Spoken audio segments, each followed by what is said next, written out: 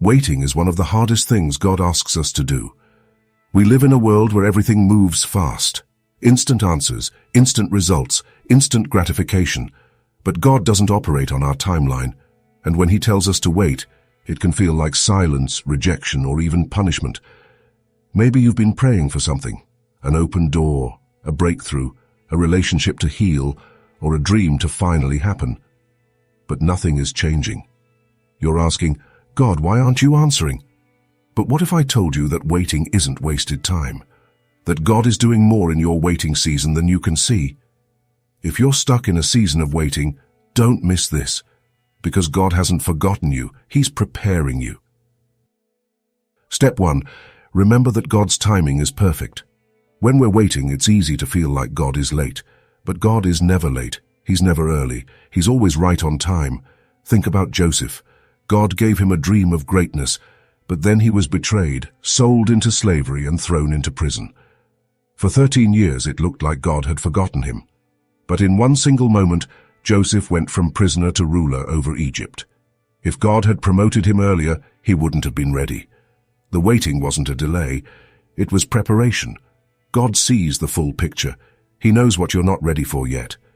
If He's asking you to wait, it's because He's working behind the scenes in ways you can't see. Question for you. Are you trusting His timing, or are you frustrated because it doesn't match yours?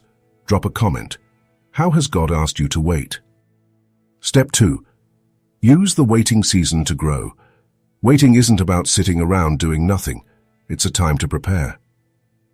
David was anointed as king when he was a teenager, but he didn't actually sit on the throne until years later. What did he do in the waiting? He fought lions and bears, learned leadership, and became a man after God's heart. God is asking you to grow where you are before He takes you where you want to be. Are you praying for a godly spouse? Become the kind of person a godly spouse would want to marry. Are you asking for a promotion? Work with excellence where you are right now. Are you waiting for your calling to unfold? Be faithful with what's in front of you today. Waiting is never wasted when you use it to grow. Step 3. Keep moving in faith. One of the biggest mistakes we make in a waiting season is stopping. We think, well, God hasn't opened the door yet, so I'll just wait until He does.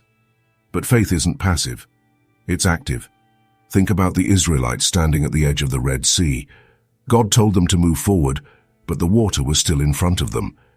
It wasn't until they stepped forward in faith that the waters parted.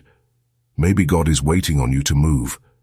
Maybe the next step is already in front of you, but you're hesitating because you want all the answers first. What step of faith do you need to take today? Even if it's small, keep moving. The waiting won't last forever. No season of waiting lasts forever. One day the door will open. One day the answer will come. And when it does, you'll see why God had you wait. But for now, trust His timing.